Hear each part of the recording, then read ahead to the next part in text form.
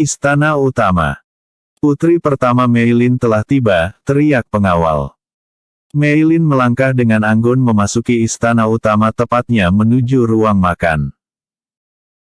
Di sana sudah menunggu Kaisar, selir Guanxi dan tentunya kedua anak mereka menatap kedatangannya dengan tajam. Bagaimana tidak setelah Kasim Hong kembali bukannya langsung bersiap, tapi Meilin malah asik memberi makan ikan-ikan yang ada di kolam kediamannya.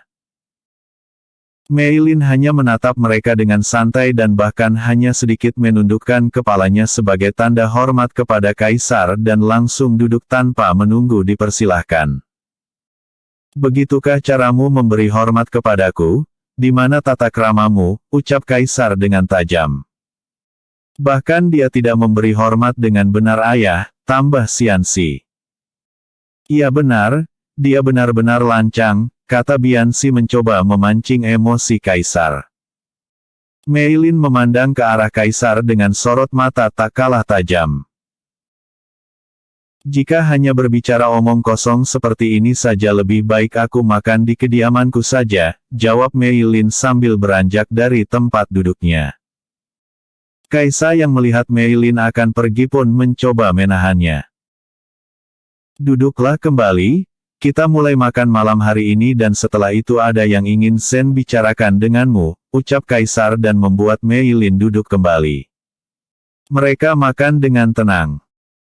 Setelah makan, mulailah Kaisar bertanya tentang apa yang dilihat Kasim Hong di kediaman Meilin. Aku dengar kediamanmu berubah menjadi sangat indah, ucap Kaisar memulai pertanyaan. Jika Zen penasaran silahkan melihatnya sendiri, jawab Meilin santai. Mendengar jawaban Meilin membuat Kaisar sedikit emosi, namun Kaisar menahannya karena masih banyak yang ingin dia tanyakan. Dari mana kau mendapatkan pengawal dan kenapa baju mereka berbeda dengan pengawal kerajaanku? Tanya Kaisar lagi.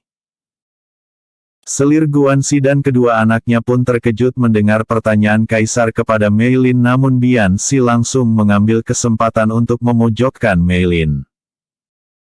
Wah ayah, jangan-jangan dia berencana untuk berkhianat kepada kerajaan, ucap Bianxi.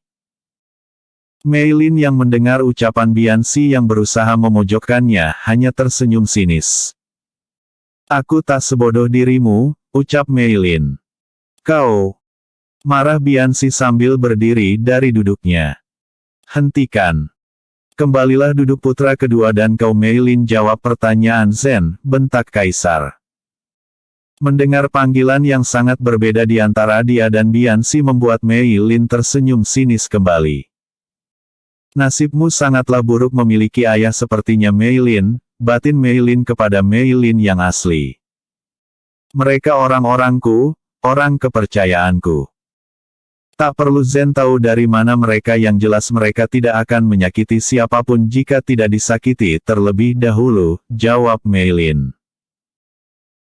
Kau tidak bisa memperkejakan orang dari luar kerajaanku dan kau tidak punya hak untuk itu. Semua ada di bawah kekuasaanku karena aku kaisarnya, ucap Kaisar tidak terima dengan perilaku Meilin yang seolah melangkahi kekuasaannya.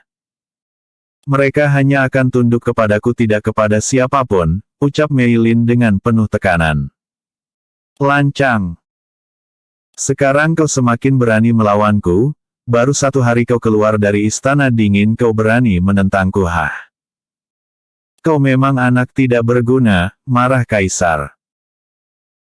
Aku tidak akan membiarkan satu pengawal pun berada di kediamanmu dan aku menjatuhi hukuman mati kepada semua pengawal tak bergunamu yang sama tak bergunanya denganmu, lanjut Kaisar.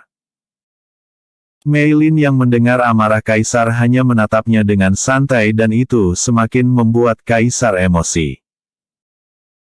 Pengawal bawa semua pengawal putri tak berguna ini dan hukum mati mereka di depannya agar dia sadar dia tak akan bisa melawanku, ucap Kaisar. Meilin tetap hanya diam dan menatap Kaisar dengan santai, tapi dalam diamnya Meilin sedang bertelepati dengan semua pengawal yang ada di kediamannya untuk mengikuti perintah Kaisar dan tepat di depan Kaisar, Meilin akan memulai kejutan untuknya. Di sisi lain Yuelan sudah sangat ketakutan akankah dia melihat Kaisar menghukum mati pengawal nonanya, namun Feng menenangkan Yuelan dan menyuruhnya untuk selalu percaya dengan apa yang dilakukan Mei Lin. Tak berselang lama para pengawal kerajaan sudah membawa seluruh pengawal Mei Lin ke tengah aula istana dan di aula sudah berkumpul semua menteri kerajaan yang tadi sudah dipanggil oleh Kaisar. Yang mulia, kami sudah membawa seluruh pengawal kediaman putri pertama, ucap salah satu pengawal. Hanya 11 pengawal saja, sangat memalukan, ucap selir Guanxi. Bisa apa 11 pengawal ini? Menangkap maling saja mungkin sudah kewalahan, ucap Xianxi dan membuat seluruh orang yang ada di aula tertawa. Tapi tidak dengan Mei Lin dan para pengawal Nua yang hanya menatap mereka santai. Sikap mereka sukses membuat Kaisar sedikit bingung kenapa mereka terlihat santai saja meskipun akan dihukum mati. Sudah diam, ucap Kaisar menghentikan tawa semua orang. Kaisar menatap Mei Lin tajam. Karena kau berani melawanku dan memperkerjakan orang tanpa persetujuanku, maka aku putuskan hukuman mati kepada mereka, agar kau sadar bahwa semua orang yang berada di kekaisaranku harus tunduk kepadaku termasuk kau, ucap Kaisar dengan sombong.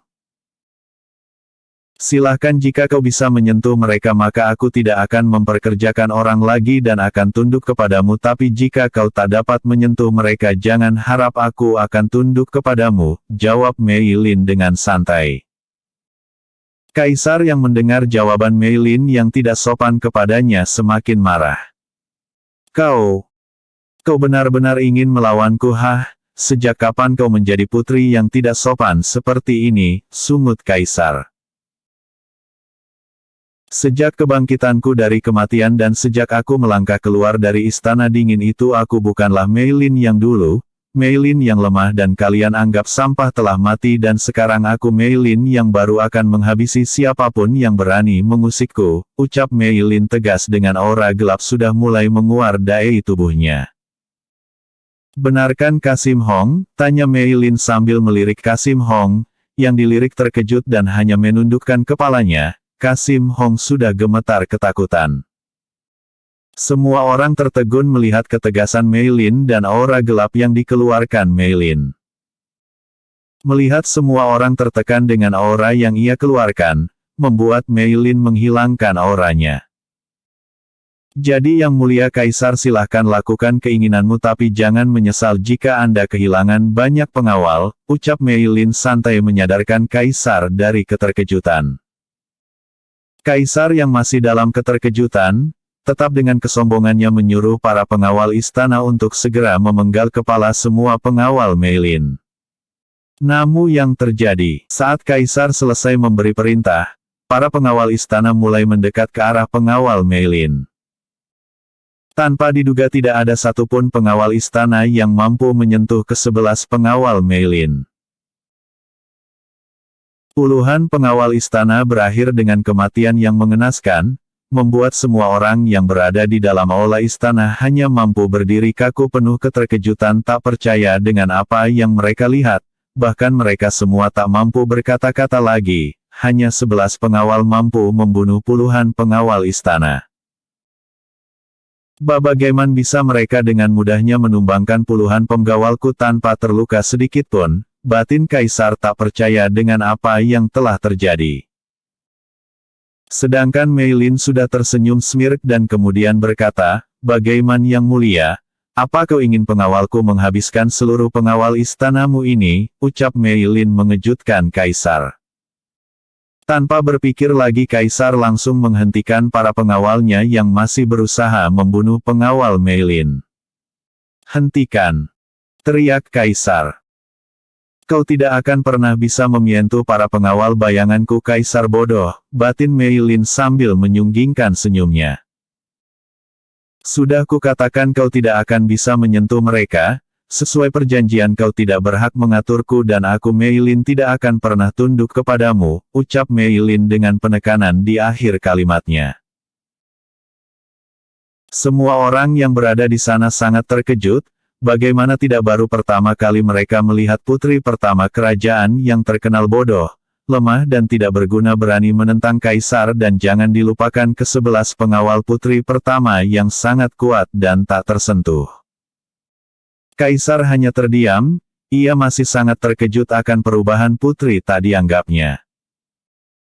Melihat kaisar yang hanya terdiam, Mei Lin bangkit dari duduknya dan berjalan meninggalkan aula istana tanpa memberi hormat, diikuti Yue Lan, Feng dan ke-10 pengawalnya. Sesampainya di kediaman Sakura, Mei Lin langsung menuju kamarnya, namun sebelumnya Mei Lin sempat berbicara dengan Feng dan Yue Lan tentang rencananya untuk menemui kakaknya di pengasingan. Bukan tanpa alasan Mei Lin ingin menjumpai kakak pemilik tubuh ini karena semalam Mei Lin yang asli datang dalam mimpinya dan memohon untuk menyelamatkan kakaknya. "Besok kalian temani aku pergi menjumpai gegeku di pengasingan," ucap Mei Lin kepada Feng dan Yue Lan. "Baik yang mulia," jawab Feng. "Baik Nona," jawab Yue Lan walaupun sebenarnya ia sempat bertanya namun diurungkan karena mengingat bahwa nonanya yang sekarang sudah berubah bahkan ia yakin bahwa Mei Lin mampu menjaga dirinya dari kejahatan semua orang di istana ini ditambah dia sudah menyaksikan sendiri betapa kuatnya para pengawal nonanya. "Aku besok akan pergi bersama Feng dan Yue Lan. Selama aku pergi kalian jaga kediamanku dan jika ada yang berani mencoba mengusik kediamanku, kalian bisa menghabisinya," ucap Mei Lin kepada para pengawalnya.